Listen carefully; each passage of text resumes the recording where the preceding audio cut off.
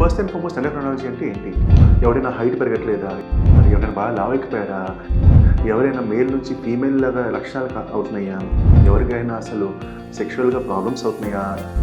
ఎవరికైనా మీసాలు గడ్డాలు రావట్లేదా? ఫీమేల్స్కి పీరియడ్స్ రావట్లేదా? బోన్స్ అయినా వీక్ అయిపోతున్నాయా? Hi, good afternoon. నేను డాక్టర్ అనీష్ని. నేను ప్రతిమ హాస్పిటల్లో ఎండోక్రైనాలజీ కన్సల్టెంట్ని. So first and foremost endocrinology అంటే ఏంటి? నా దగ్గర చాలామంది వస్తారు, నా కడుపు బాగాలేదండి, ఎండోక్రైనాలజీ దగ్గర వెళ్ళమని చెప్పారని. అది ఎండోక్రైనాలజీ కూడా ఎండోస్కోపీ. ఎండోక్రైనాలజీ అనేది ఒక హార్మోన్కి సంబంధించిన ఫీల్డ్ అన్నమాట. సో మేము హార్మోన్లో ఎట్లాంటి ప్రాబ్లమ్స్ ఉన్నా కూడా వాటిని చూస్తాం.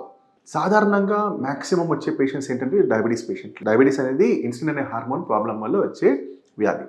అలాగే థైరాయిడ్ కూడా థైరాక్సిన్ అనే హార్మోన్ వల్ల వచ్చే వ్యాధి. అలాగే మేము చూసే వేరే వ్యాధులు ఎట్లా ఉంటాయంటే, ఎవరైనా హైట్ పెరగట్లేదా? ఎవరైనా బాగా లావైపోయారా? ఎవరైనా మేల్ నుంచి ఫీమేల్ లాగా లక్షణాలు అవుతున్నాయా? ఎవరికైనా అసలు సెక్షువల్గా ప్రాబ్లమ్స్ అవుతున్నాయా? ఎవరికైనా మీసాలు గడ్డాలు రావట్లేదా? ఫీమేల్స్కి పీరియడ్స్ రావట్లేదా? బోన్స్ అయినా వీక్ అయిపోతున్నాయా? ఇలా ఇంకా రకరకాల కారణాల వల్ల, బీపీ చిన్న వయసులో వచ్చిందా, రకరకాల ప్రాబ్లమ్స్ అన్ని హార్మోన్ వల్ల అవుతాయి. సో ఈరోజు మనం హైట్ గురించి మాట్లాడాలి. నాకు ఈ లాస్ట్ 1 వీక్లో అట్లీస్ట్ 4 వచ్చారు. 18 ఏళ్ళు, 16 ఏళ్ళు, 20 ఏళ్ళు మనుషులు. ఏమండి మా హైట్ పెరగట్లేదు, మా హైట్ మీరు పెంచగలరా అని. ఫస్ట్ అండ్ ఫార్మోస్ట్, హైట్ అనేది హార్మోన్ వల్ల ఎఫెక్టెడ్ అవుతుంది. ఏ హార్మోన్ వల్ల ఎఫెక్ట్ అవుతుంది? Growth hormone, thyroid hormone, cortisol, ఇట్లాంటి రకరకాల హార్మోన్స్ వల్ల ఎఫెక్ట్ అవుతుంది. కానీ మనం అర్థం ఏం చేసుకోవాలంటే, ఈ హైట్ అనేది ప్రతి మనిషికి ఒక ఏజ్ వరకే వస్తుంది. ఆ ఏజ్ కన్నా ఎక్కువ ఏజ్ వచ్చాక మనం హైట్ని పెంచడానికి వీలవదు. నిజంగా హైట్ పెంచగలిగితే ప్రపంచంలో ఎంతోమంది ఉన్నారు, బాగా పైసలు ఉన్న వాళ్ళు ఉన్నారు. వాళ్ళందరూ ఎందుకు వాళ్ళ హైట్ పెంచుకోలేకపోతున్నారు? ఎందుకంటే we cannot just increase the height by medicines like that. కానీ హైట్ ఎవరిలో పెంచవచ్చు? ఎవరికైతే హైట్ తక్కువ ఉందో వాళ్ళలో హైట్ పెంచవచ్చు. ఇప్పుడు మీ పిల్లల హైట్ మీరు చెక్ చేసుకుందాం అనుకుంటున్నారు. మీకు ఎలా తెలుస్తుంది వాళ్ళ హైట్ సరిగ్గా ఉందా లేదా అనేది? ఎందుకంటే మనందరికీ మన పక్కింటి వాళ్ళ పిల్లలు హైట్ కనిపిస్తారు, లేకపోతే మీ పిల్లల వాళ్ళకన్నా చిన్న తమ్ముళ్ళు కానీ, చిన్న చెల్లెలు కానీ, అక్కలు కానీ ఎక్కువ హైట్ కనిపిస్తారు, కానీ ఈ పిల్లోడే హైట్ పెరగట్లేదు అనిపిస్తారు. ఎలా తెలుస్తుంది? ఒక హైట్ అనేది నార్మల్ అని చెప్పేసి సాధారణంగా మనిషికి ఎలా తెలుస్తుంది? సో దానికి వీ హ్యావ్ గ్రోత్ చార్ట్స్ అన్నమాట. సో ఫస్ట్ అండ్ ఫార్మోస్ట్, మీరు ఎప్పుడు ఒక పీడియాట్రిషియన్కి వెళ్ళినా కూడా, ఎప్పుడు మీ పిల్లలు చూపించుకున్నా కూడా వాళ్ళ హైట్ ఒకసారి చెక్ చేయించుకోండి. ఈ హైట్ అంటే గోడ దగ్గర నుంచి ఇట్లా గీతలు గీయటం కాదు. ఒక స్టేడియోమీటర్ ఉంటుంది. ఒక టోటల్గా ఇట్లా ఒక డివైస్ ఉంటుందన్నమాట. ఆ డివైస్లో నుంచో పెట్టేసి పైనుంచి పెట్టి మీ ఐ లైన్ అనేది గ్రౌండ్కి ప్యారల్గా పెట్టుకుంటారుగా, వాళ్ళ హైట్ చూస్తారు. సెంటీమీటర్స్లో చెక్ చేసుకోండి. సో అది వాళ్ళ హైట్ అన్నమాట. తెలిసిపోయింది. మీరు మీ పిల్లల హైట్ చెక్ చేయించుకున్నారు, 7 ఏళ్ల పిల్లడు, వాళ్ళ హైట్ చూసుకున్నారు.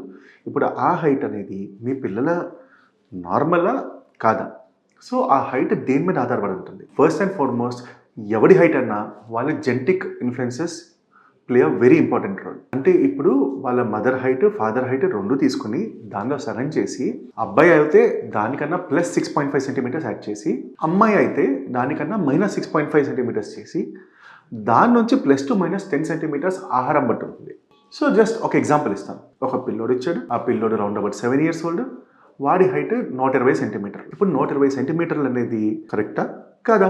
సో దాన్ని చూడాలంటే ఫస్ట్ వాళ్ళ మదర్ హైట్, వాళ్ళ ఫాదర్ హైట్ చూడాలి. వాళ్ళ మదర్ హైట్ ఫర్ ఎగ్జాంపుల్ 148 సెంటీమీటర్లు, వాళ్ళ ఫాదర్ హైట్ ఫర్ ఎగ్జాంపుల్ 154 సెంటీమీటర్లు. సో అలా చూస్తే if we do the calculation, 146, 154 రెండు కలిపితే ఎంత వస్తుంది? 300 వస్తుంది. బై 2 150. 150 + 6.5 156.5. సో 146.5 నుంచి 166.5 మధ్యలో ఆ పిల్లోడి హైట్ నార్మల్ ఉంటుంది కదా. సో ఇప్పుడు ఈ పిల్లోడి హైట్ 7 yearsకి 120 సెంటీమీటర్స్ కరెక్టా కాదా? అది ఎలా తెలుస్తుంది? దానికోసం మీ పీడియాట్రిషియన్ని కానీ, లేకపోతే మీరే ఇన్ఫ్యాక్ట్ ఇంటర్నెట్లోకి వెళ్ళేసి గ్రోత్ చార్ట్, ఐఏపీ అంటే Indian academy of paediatrics growth chart అని చెప్పేసి డౌన్లోడ్ చేసుకోండి. అది ఖాదిల్కర్ ఇంకా అగర్వాల్ అని చెప్పేసి వాళ్ళందరూ రకరకాల గ్రోత్ చార్ట్స్ ఉన్నాయి. జనరల్గా ఐఏపీ గ్రోత్ చార్ట్స్ అనేది that is what most of the endocrinologists and most of the paediatricians follow. ఈ గ్రోత్ చార్ట్స్ ఎలా తయారు చేశారు? ఎన్నో వేలాది పిల్లలు తీసుకుని వాళ్ళందరిలో ఆ హైట్ చెక్ చేసుకుంటూ పోయేసి, దానిలో ధనవంతులు ఉన్నారు, దానిలో డబ్బులు లేని ఉన్నారు, రకరకాల పాపులేషన్స్ తీసుకున్నారు. అండ్ దెన్ వాళ్ళలో they had taken the average అన్నమాట. ఆ తర్వాత చెప్పారన్నమాట. సో మీకు కొన్ని చార్ట్లు చూపిస్తాను ఫస్ట్ అండ్ ఫార్మోస్ట్. సో ఇక్కడ we have a few growth charts.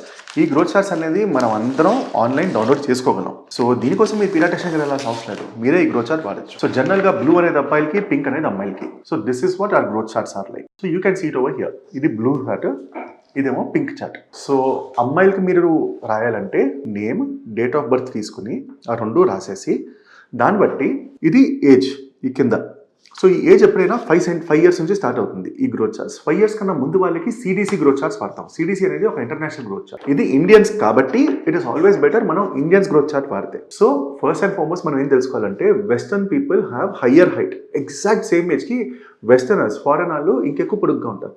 So ఏ కంట్రీకి ఆ కంట్రీ గ్రోత్ చార్ట్ అనేది ఉండాలి మనకి ఫస్ట్ అండ్ ఫార్మోస్ట్. ఎందుకంటే ఆ కంట్రీ పిల్లలు బట్టి మన హైట్ ఎట్లా ఉందో చెక్ చేసుకోవాలి, రైట్?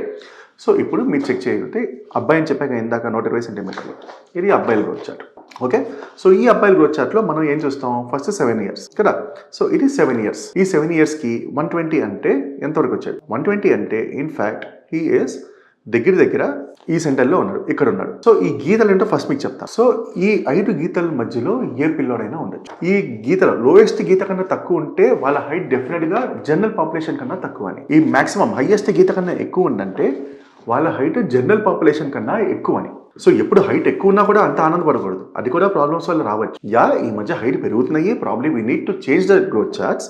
కానీ జనరల్గా హైట్ ఎక్కువ ఉన్నా కూడా హైట్ బాగానే ఉన్నాడని చెప్పేసి రిలాక్స్ అవ్వకూడదు. అప్పుడు కూడా ఒకసారి చూపించుకోండి, నిజంగా వెయిట్ వల్ల ఎక్కువ అవుతున్నాడా, ఫుడ్ వల్ల ఎక్కువ అవుతున్నాడా, లేకపోతే వాళ్ళ మిడ్ పేరెంటల్ హైట్ ఎక్కువ ఉందా. మిడ్ పేరెంటల్ హైట్ అంటే mother height by father height. For example father around 6'3" ఉన్నాడు, మదర్ అరౌండ్ 5'7" ఉంది, పిల్లోడ్ హైట్ డెఫినెట్గా హై ఉంటుంది.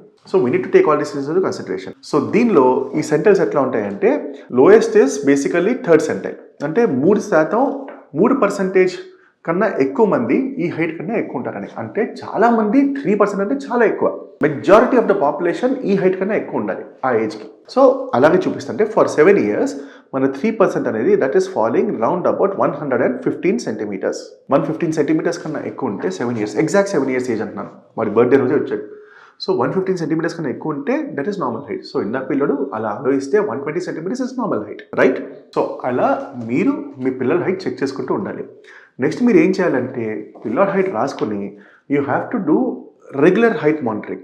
ఎందుకంటే మీ గ్రాఫ్ ఎప్పుడు ఆన్లైన్ వెళ్ళాలి. మీ మిడ్ పేరెంటల్ హైట్ అనేది 18 ఇయర్స్ ఇక్కడ మార్క్ చేసుకొని మీరు దాంతో కంపేర్ చేసుకోవాలి. ఇప్పుడు ఇందాక పిల్లడు మిడ్ పేరెంటల్ హైట్ ఎంతని చెప్పాను, 150 + 6.5, 156.5. అదే ఇక్కడ మనం మాట్లాడుకుంది. సో 156.5 అంటే in fact he is following less than third centile. So in fact వాడి జెనెటిక్ పొటెన్షియల్ కన్నా ఇంకా మంచి హైట్లో ఉన్నాడు, బికాస్ 166.5 వరకు నార్మల్ అని చెప్పాం కదా.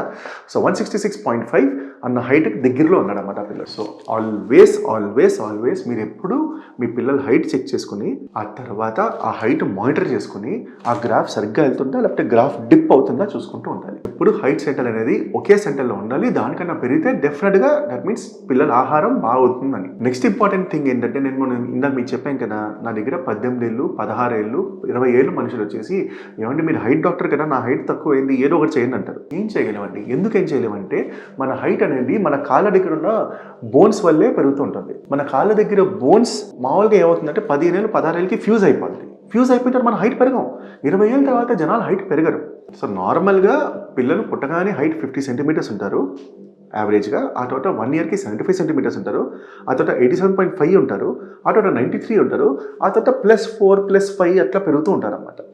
ప్యూబర్టీ అంటే వాళ్ళు పెద్ద మనుషులు అయ్యే టైంలో ఒకేసారి 6-7 సెంటీమీటర్స్ పెరుగుతుంది. సో వాళ్ళని గ్రోత్ స్పర్ట్ అంటారు. సో ఫస్ట్ అండ్ ఫార్మోస్ట్ ఇప్పుడు నేను ఏం చెప్దానుకుంటున్నా అంటే మీరు డౌన్లోడ్ చేసుకోండి మీ growth charts, IAP growth charts అని డౌన్లోడ్ చేసుకోండి.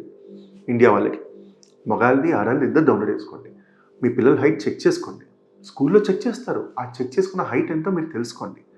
ఆ పిల్లల age with months we can write down over here. With month మనం చెక్ చేసుకుని ఈ మంత్కి ఇంత హైట్ అని చెప్పేసి మీరు మార్క్ చేసుకోండి.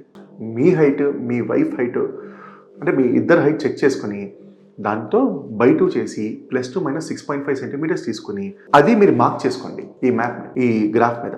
ఆ తర్వాత చూసుకోండి మీ పిల్లల హైట్ నిజంగా తక్కువ వెళ్తుందా. 100% meet an endocrinologist, because it can be hypothyroidism అవ్వచ్చు, అది గ్రోత్ హార్మోన్ డెఫిషియన్సీ ఉండొచ్చు, మళ్ళీ తక్కువ ఉంటే, లేకపోతే ఇంకా చాలా కారణాలు ఉంటాయి. సో హైట్ చెక్ చేసుకోండి అండ్ మీ డాక్టర్ చెప్పండి. Thank you.